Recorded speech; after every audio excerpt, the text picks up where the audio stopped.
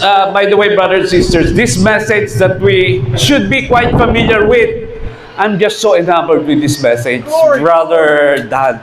The title of my message is taken from Matthew chapter 24, verse 6, with regards to wars and rumors of wars. That's it. Amen. As we all know, Jesus Christ said, there shall be what? Wars and rumors of war. Okay? But this must take place. But the end is not yet, as we all know, right? It's just preparing us. Because whatever you call this, I have connected this. One of the signs in the last days that Jesus Christ made mention categorically is about wars and rumors of wars. Mind you, brothers and sisters, if you study the history of wars and rumors of wars, to date, we have only come up with World War II, right? Every other signs have transpired, such as false prophets, calamities, wildfires, so on and so forth. The one that we are now anticipating is war. Because, mind you, brothers and sisters, mark my word, mark the word of the spirit of prophecy. The next crisis that we are going to face is war. I'm not saying it's going to happen tomorrow, next week, or next month. What we're just trying to say is, as things are developing, you could feel it, right? We're not time setting here, Brother Dan. Okay, as I proceed. It could have not been more emphasized in these perilous times such as ours, right? Where nations, as he said, when Hitler, who is to lead in the dashing in pieces during World War II, may yet come another dashing in pieces, but this time is to be fulfilled in the resumption of war called Assyrian War of Confederacy. But now you have what? More advanced hypersonic weaponry. Whether you call it World War III, the whirlwind of God, just the same. There is going to be a war that will soon take place. As current events shaping up to be pushing this direction, we are to be vigilant, ever watchful, and prayerful.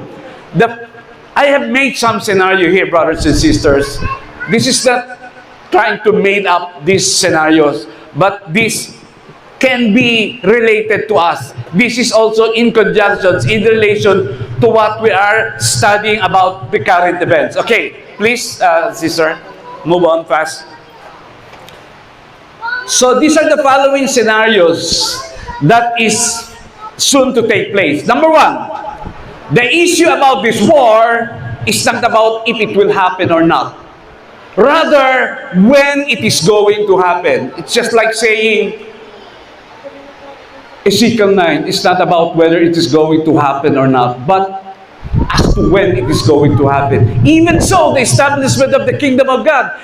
So now, number two, the bold pronouncement made by the Iranian military. If you are aware of, I'm not actually into this hearing other fake news, but these are just basic information that I have really studied about. Because there was a pronouncement made by the Iranian military forces claiming that they have the capability to destroy or pulverize the entire region in the Middle East.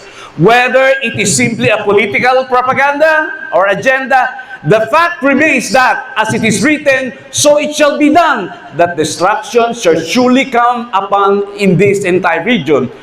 And with the other Arab nations joining the conflict, plus the most powerful warring nation joining as well in the likes of USA, Russia, and China, then we can rest assured that we have a sure word of prophecy concerning the imminent fate of the said entire region, where in the first place, the premillennial kingdom of God will be established. Amen to that? So, next, number 3. Oh, no time. Okay. Give a closing statement. Okay, I might as well close my statement here. Brothers and sisters, I'm not here to make some sort of misinformation, so on and so forth. What I'm just saying here is that we know for a fact, like I said earlier, that the next crisis that's going to happen is World War III. And for sure, this is, according to inspiration, this is where the people of God will be separated. Amen? Amen to that? In fact, I have read in the Shepherd's Rod that says something like this. Where is the people of God in these troubling times?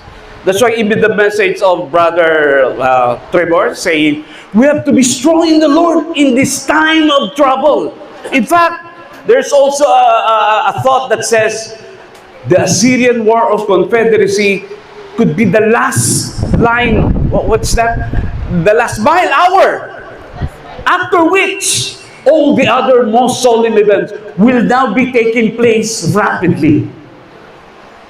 What purpose does it serve?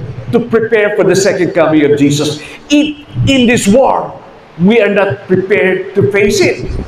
Okay? And the only safeguard preparation we can do, to my last statement here, the only preparation, the safest preparation we could ever do, is to prepare our character. Amen? Amen. That's all, brothers.